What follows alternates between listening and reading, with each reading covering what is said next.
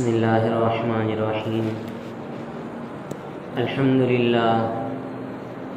للہ وحدہ والصلاة والسلام علی من لا نبی بعدہ اما بعد فقد قال اللہ تبارک وتعالی فی القرآن المجید والفرقان الحمید وسارعوا الى مغفرة من ربکم وجنة عرضها السماوات والارض عدت للمتقین صدق اللہ العظیم وقال النبی الحبیب صلی اللہ علیہ وسلم شعبان شہری ورمضان شہر اللہ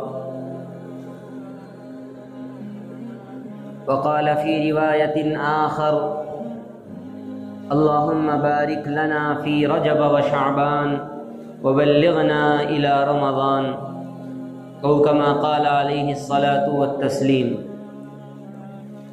سبحان ربک رب العزت عما یصفون وسلام علی المرسلین والحمد للہ رب العالمین اللہم صل علی سیدنا محمد وعلی آل سیدنا محمد وبارک وسلم اللہم صل علی سیدنا محمد وعلى آل سيدنا محمد وبارك وسلم اللهم صل على سيدنا محمد وعلى آل سيدنا محمد وبارك وسلم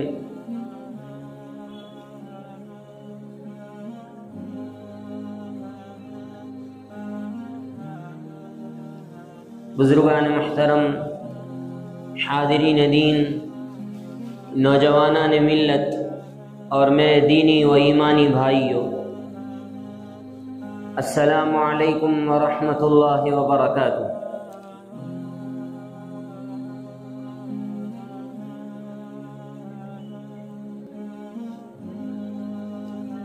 حضور اقدس صلی اللہ علیہ وسلم کی حیات طیبہ اور آپ کی پاکیزہ سیرت کو مختلف گوشوں، مختلف حصوں میں آپ کے سامنے بیان کیا جا رہا ہے، اور ہم اب تک نبوت کے 7ویں سال شعب ابی طالب میں جو حضور اقدس صلی اللہ علیہ وسلم وہاں محبوس کر دیا گیا تھا، یہ اعلان کیا گیا تھا محمد سے کوئی تعلق نہ رکھے، خاندان بنو ہاشم سے کسی طرح کا کوئی تعلق نہ ہو، نہ ان سے اس خاندان میں کوئی سلام و کلام کرے، نہ وہاں رشتہ داری نبھائے، نہ ہی کوئی آپس میں تجارت کرے، اور نہ یہ کہ وہاں اپنی لڑکی کا رشتہ نہ کرے۔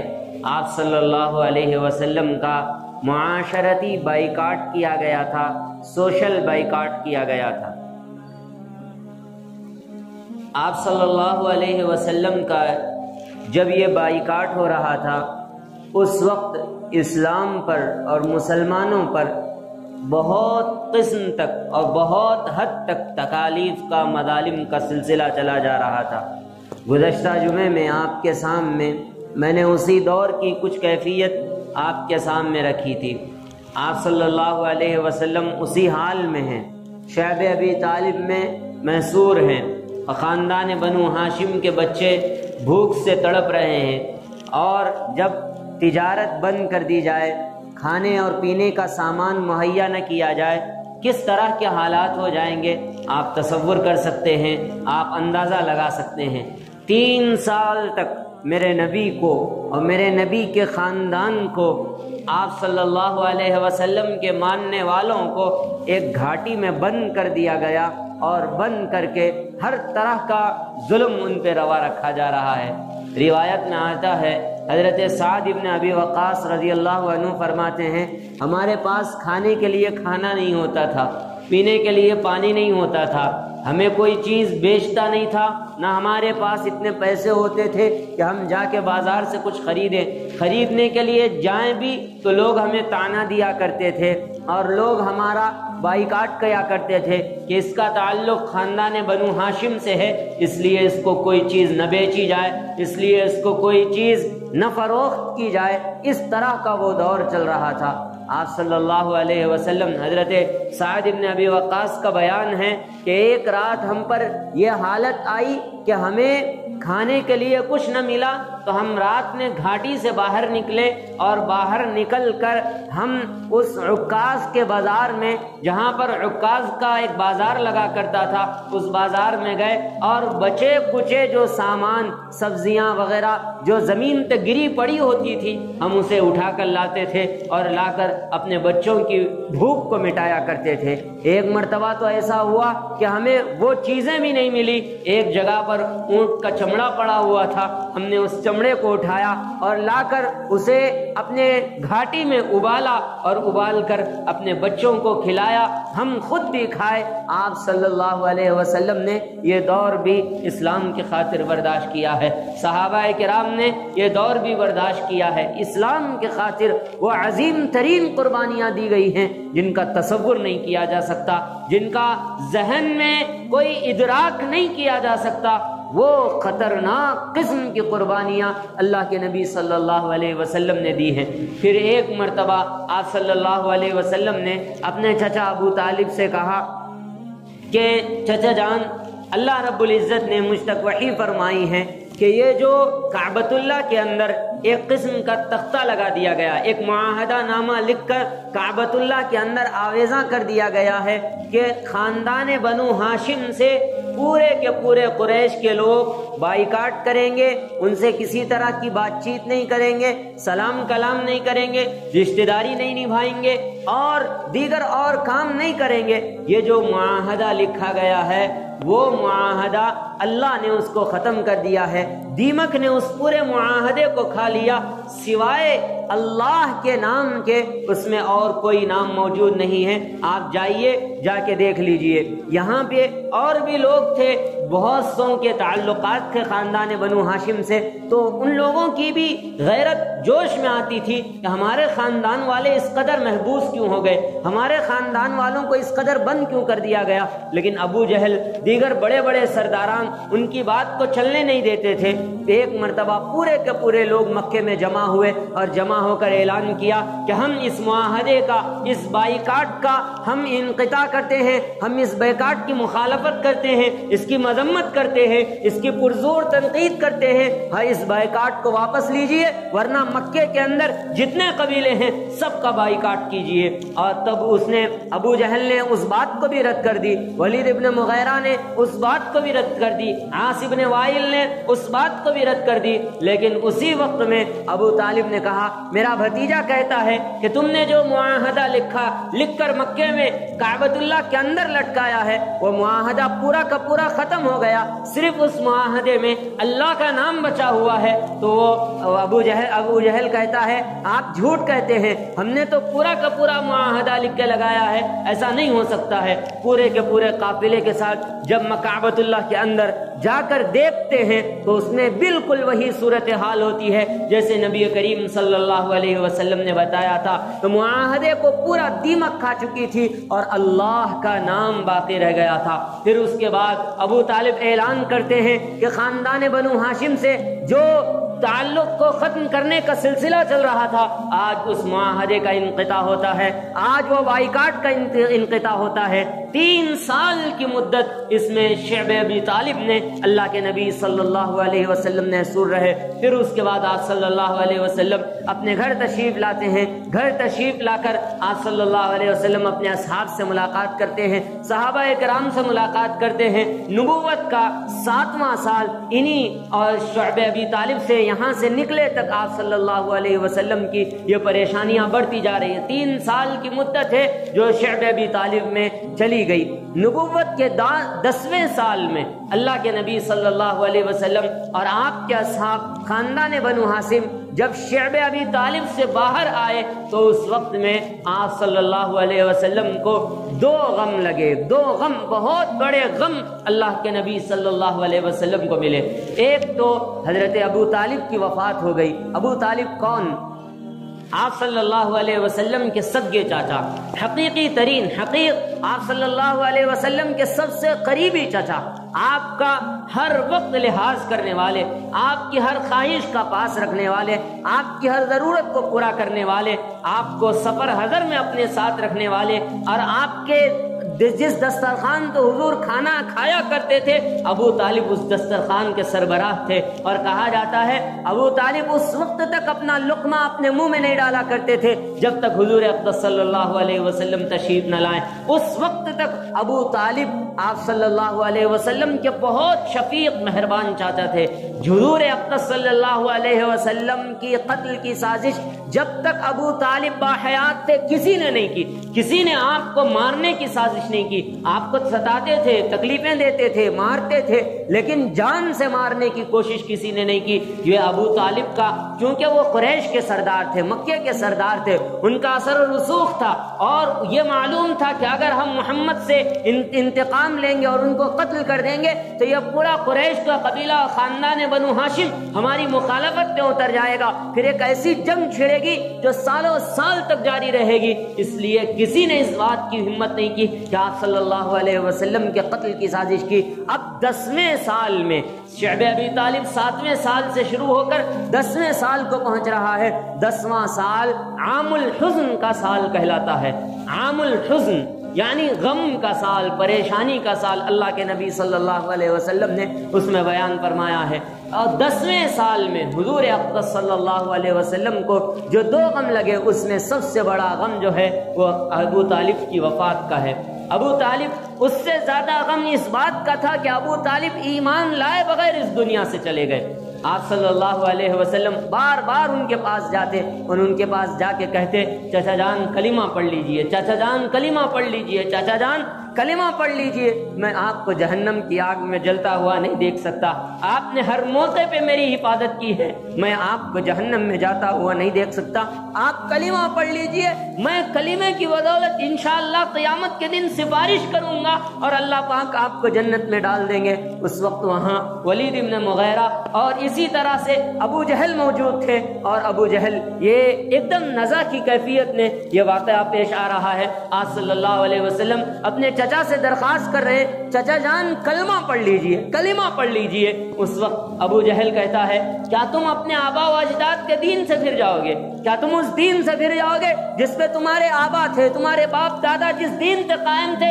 اس دین سے پھر جاؤ گے؟ ولید ابن مغیرہ اسی آگ کو بھڑکاتا ہے۔ روایت میں بعض مورخین، بعض محدثین کا یہ خیال ہے ابو طالب کلمہ پڑھنا چاہتے تھے، لیکن یہ ابو جہل اور ولید ابن مغیرہ کی ستم ظریفی ہے کہ انہوں نے آخری وقت میں بھی ابو طالب کو کلمہ پڑھنے نہیں دیا، انہیں خاندانی غیرت کی عار دلائی اور یہ کہا تمہارا خاندان تم پر تُتو کرے گا، تم اپنے باپ دادا سے کیا مقابلہ کرو گے؟ تمہارے باپ دادا کے دین سے اگر تم پھر جاؤ گے تو اس وقت حضرت ابو طالب نے منع کر دیا۔ منع کر کے آپ صلی اللہ علیہ وسلم نے جب ان سے پوچھا کیا آپ دین کو قبول کرتے ہیں، کیا آپ اسلام کو قبول کرتے ہیں، تو انہوں نے کہا نہیں، میں اپنے آبا و اجداد کے دین پر قائم ہوں، نہیں میں اپنے آبا و اجداد کے دین پر قائم ہوں۔ آپ صلی اللہ علیہ وسلم یہ کہہ کر وہ وہاں سے ہٹے اور ابو طالب کا وصال ہو گیا، انتقال ہو گیا۔ آپ صلی اللہ علیہ وسلم کو بہت غم ہوا، بہت تکلیف ہوئی، بے انتہا غم ہوا۔ آپ صلی اللہ علیہ وسلم کی آنکھوں سے آنسو جاری ہو گئے۔ غم کی حالت میں حضرت خدیجۃ الکبریٰ رضی اللہ عنہا کے مکان پہ تشریف لائے اور آپ صلی اللہ علیہ وسلم غم سے شرابور تھے، آنکھوں سے آنسو جاری تھے۔ میرے حمایت کرنے والے چاچا، ہر موقع پہ میں اپنی جان قربان کرنے والے چاچا آج اس دنیا سے بغیر ایمان کے چلے گئے۔ اللہ رب العزت نے فوراً آیت کریمہ نازل فرمائی، انک لا تہدی من احببت ولکن اللہ یہدی من یشاء، انک لا تہدی من احببت ولکن اللہ یہدی من یشاء۔ اے نبی، آپ جس سے محبت کرتے ہیں آپ اس کو ہدایت نہیں دے سکتے، آپ جس سے محبت کرتے ہیں آپ اس کو ہدایت نہیں دے سکتے۔ انک لا تہدی من احببت ولکن اللہ یہدی من یشاء، اور اللہ جس سے محبت کرتا ہے اس کو ہدایت دیتا ہے، جس کو چاہتا ہے اللہ پاک اس کو ہدایت دیتا ہے۔ یہ ہدایت کا معاملہ اللہ کے ہاتھ میں ہے، یہ ہدایت کا معاملہ آپ کے ہاتھ میں نہیں ہے۔ آپ صلی اللہ علیہ وسلم کو تسلی ہوتی ہے، پھر اللہ کے نبی صلی اللہ علیہ وسلم غم کی حالت میں ہوتے ہیں، پھر اللہ رب العزت پھر آیت کریمہ نازل فرماتے ہیں ما کان للنبی ان یستغفروا للمشرکین ولو کانوا اولی قربى، اور غم کی حالت میں ابو طالب کے لیے اللہ کے نبی صلی اللہ علیہ وسلم مغفرت کی دعا کرتے ہیں، اے اللہ ان کے لیے مغفرت فرما دیجئے، ان کی مغفرت فرما دیجئے۔ اس غم کی حالت میں پھر آیت کریمہ نازل ہوتا ہے، کسی نبی کو یہ اختیار نہیں ہے ما کان للنبی ان یستغفروا للمشرکین، کہ وہ مشرکین کے لیے استغفار کریں، وَلَوْ كَانُوا أُولِي قُرْبَى، اگرچہ کہ وہ ان کے خاندان میں سے کیوں نہ ہو، اگرچہ کہ وہ ان کے رشتہ دار ہی کیوں نہ ہو، لیکن مشرکین کے لیے استغفار کی گنجائش نہیں ہے۔ مشرکین کے لیے حضور تو رحم دل تھے، حضور تو بے پناہ امت کے لیے تڑپنے والے تھے۔ آپ کے حقیقی چاچا جب اس دنیا سے جا رہے ہیں، آپ کی تکلیف کا غم کا عالم کیا ہوگا آپ اندازہ کیجئے۔ عبداللہ ابن ابی منافقوں کا سردار جب اس دنیا سے جا رہا تھا، آپ نے محبت میں اپنے جسم کا جبہ نکال کے ان کے بیٹے کو جو خالص صحابی تھے عطا کر دیے تھے کہ جاؤ اپنے والد کو پہنا لاؤ۔ ان کی خواہش کے مطابق آپ صلی اللہ علیہ وسلم کے حقیقی چاچا کا جب وصال ہو رہا ہوگا، ان کی آپ صلی اللہ علیہ وسلم کی تکلیف کا کیا اندازہ ہوگا، ہمیں اس کا تصور بھی نہیں ہے۔ پھر اس کے بعد اللہ کے نبی صلی اللہ علیہ وسلم کچھ دن گزرتے ہیں، پھر اس کے بعد آپ کی حقیقی ام المؤمنین، آپ کی حقیقی بیوی، آپ صلی اللہ علیہ وسلم سے بے انتہا محبت کرنے والی خاتون، آپ صلی اللہ علیہ وسلم بار بار جن کا تذکرہ کیا کرتے تھے، وہ حضرت خدیجۃ الکبریٰ رضی اللہ عنہا کی بھی وفات ہو جاتی ہے۔ دو اشخاص ہیں جنہوں نے حضور اقدس صلی اللہ علیہ وسلم کا بہت ساتھ دیا ہے، ہر حالت میں ساتھ دیا ہے، ان میں حضرت خدیجۃ الکبریٰ رضی اللہ عنہا کا نام سر فہرست ہے۔ اس موقع پر اللہ کے نبی صلی اللہ علیہ وسلم کا ساتھ دیا جب پورے خاندان والوں نے آپ صلی اللہ علیہ وسلم کی مخالفت کی تھی۔ اس موقع پر آپ صلی اللہ علیہ وسلم کو تھاما جبکہ پورا قریش، پورا خاندان آپ کا بائیکاٹ کر رہا تھا، پورا مکہ بائیکاٹ کر رہا تھا۔ ایسے دور میں حضرت خدیجۃ الکبریٰ رضی اللہ عنہا نے آپ کا ساتھ دیا تھا۔ آپ کا اپنی جان کے ذریعے سے، اپنی مال کے ذریعے سے، اپنے اولاد کے ذریعے سے، سب طریقوں سے حضور اقدس صلی اللہ علیہ وسلم کے لیے انہوں نے سب کچھ نثار کر رکھا تھا۔ جب اسلام لائے اور اسلام لانے کے بعد حضور کے سامنے اپنی پوری دولت انڈیل دی اور کہا کہ آپ صلی اللہ علیہ وسلم آپ جہاں چاہیں اس مال کو خرچ کریں، یہ آپ کو اختیار ہے۔ آپ صلی اللہ علیہ وسلم حضرت خدیجۃ الکبریٰ سے بے پناہ محبت کیا کرتے تھے۔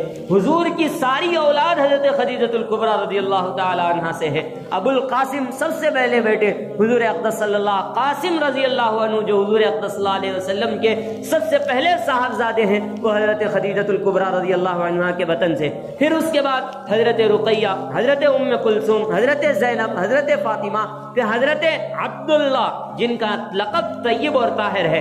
لقب نام ایک ہے عبداللہ، لقب طیب اور طاہر دونوں لقب انہی کے ہیں۔ یہ 6 صاحب، یہ 2 لڑکے اور 4 لڑکیاں حضور اقدس صلی اللہ علیہ وسلم کی جتنی اولاد ہے سب حضرت خدیجۃ الکبریٰ رضی اللہ عنہا سے ہے۔ اس کے علاوہ دیگر ام المؤمنین سے، دیگر ازواج مطہرات سے آپ صلی اللہ علیہ وسلم کی کوئی اولاد نہیں ہے۔ آپ صلی اللہ علیہ وسلم کی ایک کنیز حضرت ماریہ قبطیہ رضی اللہ تعالی عنہ سے آپ صلی اللہ علیہ وسلم کے ایک صاحبزادے حضرت ابراہیم پیدا ہوتے ہیں جن کا بھی وصال ہو جاتا ہے۔ 2 لڑکے پیدا ہوتے ہیں حضرت خدیجۃ الکبریٰ سے، دونوں کا وصال ہو جاتا ہے۔ 4 لڑکیاں پیدا ہوتی ہیں۔ آپ صلی اللہ علیہ وسلم کی حیات میں 2 کا انتقال ہو جاتا ہے۔ پھر اس کے بعد آپ صلی اللہ علیہ وسلم کی وفات کے چند دن بعد، 40 دن کے بعد حضرت فاطمہ بھی اس دنیا سے روپوش ہو جاتی ہیں۔ یہ ساری کی ساری اولاد حضرت خدیجۃ الکبریٰ رضی اللہ عنہا سے ہے۔ حضرت خدیجۃ الکبریٰ رضی اللہ عنہا کو حضور بہت یاد کرتے تھے۔ حضرت عائشہ فرماتی ہیں مجھے جن عورتوں پر رشک ہے ان عورتوں میں سب سے زیادہ اگر کسی عورت پر رشک ہوتا ہے تو وہ حضرت خدیجہ پہ ہوتا ہے، کیونکہ جب بھی حضور کسی عورت کی تعریف کیا کرتے ہیں تو وہ حضرت خدیجہ کی تعریف کیا کرتے تھے۔ حضرت خدیجہ کے بارے میں جب آتا ہے حضرت عائشہ فرماتی ہے مجھے کبھی حضرت خدیجہ سے جلن ہونے لگتی تھی، جلن ہونے لگتی تھی۔ وہ تو شادی شدہ تھی، پھر حضور اقدس صلی اللہ علیہ وسلم کے نکاح میں آئی، پھر بھی حضور ان سے محبت کیوں کرتے ہیں؟ میں تو کنواری ہوں، پہلا نکاح میں نے حضور سے ہی کیا ہے، پھر بھی حضرت خدیجہ کا نام کیوں لیتے ہیں؟ تو حضرت عائشہ فرماتی ہیں جب حضرت عائشہ نے اس چیز کا شکوہ کیا تو اللہ کے نبی صلی اللہ علیہ وسلم نے فرمایا خدیجہ نے اسلام کے لیے اور میرے لیے جس قدر قربانیاں برداشت کی ہے کسی اور نے نہیں کی ہیں.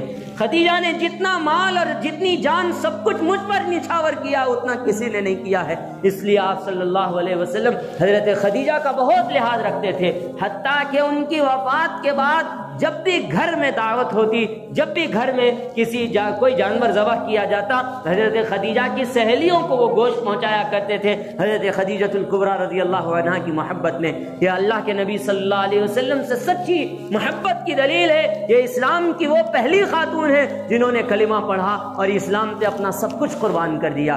اسلام پہ اپنا سب کچھ قربان کر دیا. نبوت کے 10ویں سال میں وہ رفیق حیات ام المؤمنین خدیجہ الکبریٰ رضی اللہ عنہا بھی حضور اقدس صلی اللہ علیہ وسلم کا ساتھ چھوڑ کر اس دنیا سے چلی جاتی ہیں. دو غم حضور اقدس صلی اللہ علیہ وسلم کو اس سال میں عام الحزن کے 10ویں سال میں حضور اقدس صلی اللہ علیہ وسلم کو ملتے ہیں. پھر اس کے بعد کچھ ہی دنوں کے بعد طائف کا مرحلہ آتا ہے. طائف، قبیلہ طائف حضور اقدس صلی اللہ علیہ وسلم جاتے ہیں. یہاں سے پھر اور ایک الگ داستان ہے، کہانی کی ایک الگ موڑ ہے. حضور اقدس صلی اللہ علیہ وسلم کی سیرت کا ایک الگ حصہ ہے جو منظر عام پر آتا ہے. ابھی اس وقت میں ہم رجب مکمل کر کے ماہ شعبان میں داخل ہو چکے ہیں. آج ماہ شعبان کا 5واں دن ہے. حضور اقدس صلی اللہ علیہ وسلم کے بارے میں آتا ہے حضور اس مہینے میں مکمل روزہ رکھا، پورا مہینہ روزہ رکھا کرتے تھے. حضور اقدس صلی اللہ علیہ وسلم اس مہینے کا استقبال کیا کرتے تھے. اللہم بارک لنا فی رجب و شعبان، اے اللہ رجب اور شعبان میں ہم کو برکت عطا فرمائیے. وبلغنا الی رمضان، اور رمضان تک ہم کو عافیت کے ساتھ پہنچائیے، رمضان ہم کو نصیب فرمائیے. اللہ کے نبی صلی اللہ علیہ وسلم اس طرح شعبان کی تیاری کیا کرتے تھے. شعبان کے مہینے میں حضرت عائشہ کی روایت ہے کہ حضور اقدس صلی اللہ علیہ وسلم رات کو بکثرت جاگتے تھے اور دن میں روزہ رکھا کرتے تھے. دن میں روزہ رکھا کرتے تھے. اور جس طرح فرائض سے پہلے ہم سنتیں ادا کرتے ہیں، فجر کی نماز سے پہلے کی سنت، ظہر کی نماز سے پہلے کی سنت، تو فرض روزوں سے پہلے حضور اقدس صلی اللہ علیہ وسلم شعبان میں نفل روزے رکھا کرتے تھے. شعبان میں نفل روزے رکھا کرتے تھے تاکہ رمضان میں عادت پڑ جائے. رمضان میں عادت کے حساب سے ہم رمضان میں ہمارے لیے روزے رکھنے آسان ہو جائیں. اس غرض سے حضور اقدس صلی اللہ علیہ وسلم شعبان کا پورا مہینہ روزہ رکھا کرتے تھے. لیکن امت کو اللہ کے نبی صلی اللہ علیہ وسلم نے منع فرمایا کہ تم شعبان کا پورا مہینہ روزہ نہ رکھو. شعبان کا پورا مہینہ روزہ نہ رکھو. اگر روزہ رکھو گے تو پھر ہو سکتا ہے رمضان میں تمہاری طبیعت خراب ہو جائے اور اصل فرائض کے ٹائم پہ تم بیمار ہو جاؤ. اس لیے شعبان کے مہینے پورے مہینے نہیں روزہ رکھو. نصف شعبان تک اگر روزہ رکھنا چاہتے ہیں تو نصف شعبان تک روزہ رکھ سکتے ہیں، 15 شعبان تک. اس کے بعد 15 سے لے کے 30 شعبان تک اگر روزہ رکھنا چاہیں تو نہیں رکھ سکتے، اس لیے کہ آگے جا کے ایک مہینے کے بعد پھر پورا کا پورا مہینہ رمضان کا فرائض کا ہے، اس میں روزہ رہنا ہے. اور یہیں سے میں اپنے نوجوان طبقے سے گزارش کرتا ہوں، آپ عادت بنائیے، رمضان کے مکمل روزے کو اہتمام کے ساتھ رکھنے کی کوشش کیجیے. ابھی سے اس بات کا ارادہ کیجیے. آپ اپنے 1-2 دن بیچ میں 15 شعبان سے پہلے روزہ رکھیے، معمول بنائیے. دیکھیے کہ کیا روزہ رکھنا کس طریقے سے آپ پر کیسا ہوتا ہے، کیسا محسوس ہوتا ہے. آپ ٹرائی کر کے دیکھیے.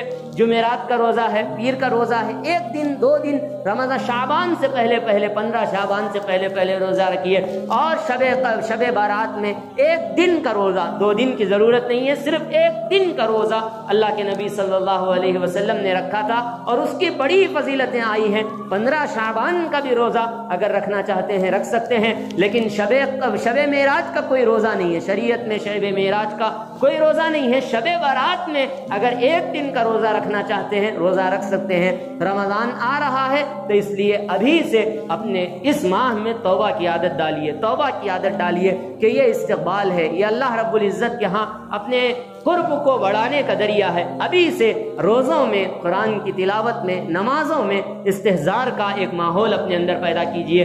گزشتہ سال اس موقع پہ لاک ڈاؤن لگ چکا تھا، ابھی بھی لاک ڈاؤن کی صورتحال پیدا ہو رہی ہے. مختلف جگہوں پر مختلف جگہوں پر لاک ڈاؤن کے اعلانات کیے جا رہے ہیں، رات میں نائٹ کرفیو کا اعلان کیا جا رہا ہے۔ رمضان قریب آتا ہے، پتہ نہیں کیا ہو جاتا ہے، یہ بیماری رمضان میں بہت زیادہ عام ہو جاتی ہے۔ اس لیے اللہ سے دعا کیجیے، استغفار کیجیے، نمازوں کی پابندی کیجیے، اے اللہ ہم کو رمضان نصیب فرمائیے۔ گزشتہ سال جس طرح ہم نے تاریک راتیں گزاری ہیں مسجدوں سے دور ہو کر، اے اللہ اس سال اس طرح کا منظر ہمیں نہ دکھائیے۔ مسجدوں کو رمضان میں آباد رکھیے، مسجدوں کو رمضان میں آباد رکھیے، قرآن کی تلاوت کے مواقع دیجیے، مسجدوں کی نورانیت کو اور ہمارے دلوں کے سدھار کے جو رمضان میں مواقع آتے ہیں اللہ پاک ہمیں وہ سب میسر فرمائیے۔ یہ آپ اپنے دلوں میں جذبہ آج سے پیدا کیجیے، اور اگر نہیں کریں گے تو پھر اللہ بڑا بے نیاز ہے، اللہ کو ضرورت نہیں ہے، ہم محتاج ہیں اللہ کے، قدم قدم پہ محتاج ہیں اللہ کے۔ اس لیے اپنی محتاجگی کو ظاہر کریں، اللہ کے سامنے گڑ گڑائیں، روئیں، اللہ کے سامنے دعا کریں کہ اے اللہ ہمیں رمضان نصیب فرمائیے، ہمیں رمضان نصیب فرمائیے، رمضان کی عبادات نصیب فرمائیے، رمضان کی رحمتیں نصیب فرمائیے، رمضان کی برکتیں نصیب فرمائیے۔ رمضان میں جس طرح آپ اپنے بندوں کی مغفرت فرماتے ہیں اللہ پاک ہم گنہگاروں کی بھی مغفرت فرمائیے۔ اس کے لیے قرآن سے اپنا تعلق مضبوط کیجیے، اور نمازوں سے اپنا تعلق مضبوط کیجیے، اور توبہ و استغفار کی عادت ڈالیے۔ زندگی میں ہر کسی سے گناہ ہوتا ہے، ہر ایک سے گناہ ہوتا ہے، لیکن اللہ کے نبی کی اس حدیث کو پیش نظر رکھیے، کل بنی آدم خطاؤون وخیر الخطائین التوابون المستغفرون۔ سارے کے سارے بنی آدم خطا کار ہیں، ہر ایک سے خطا ہوتی ہے، ہر ایک سے غلطی ہوتی ہے، لیکن بہترین خطا کرنے والے وہ ہیں جو توبہ کرنے والے، استغفار کرنے والے ہیں۔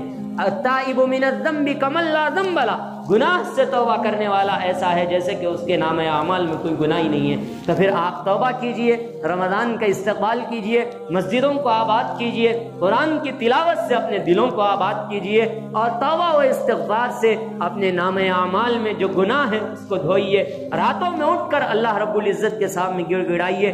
اگر یہ چیزیں اپنے دلوں کے اندر آپ رکھتے ہیں، جاگوزی رکھتے ہیں، دلوں کے اندر یہ جذبہ اپنے اندر رکھتے ہیں، اللہ پاک ہم کو رمضان عطا کریں گے، رمضان کی وہ بہاریں عطا کریں گے، رمضان کی وہ خوشیاں عطا کریں گے۔ ان چیزوں کا ایک اہتمام آپ کو کرنے کی ضرورت ہے، اور ساتھ میں اللہ کے نبی نے جو دعا سکھائی ہے، اللہم بارک لنا فی رجب و شعبان وبلغنا الی رمضان، اس دعا کا ورد کرتے رہیے، چلتے پھرتے اٹھتے بیٹھیے، یہ دعا اپنے معمول میں بنا لیجئے۔ بڑی آسان دعا ہے، اللہم بارک لنا فی رجب و شعبان وبلغنا الی رمضان۔ اللہ پاک ہم سب کو عمل کی توفیق نصیب فرمائے، اللہ پاک ہم سب کو رمضان المبارک کی سعادتیں، رحمتیں، برکتیں میسر فرمائے۔ اللہ پاک رمضان میں مساجد کی وہ رونقیں جو پہلے آباد ہوتی تھی اللہ پاک وہ رونقیں بحال فرمائے، آمین یا رب العالمین۔ وصلی اللہ تعالی علی نبینا الکریم محمد وآلہ وصحبہ اجمعین برحمتک یا ارحم الراحمین،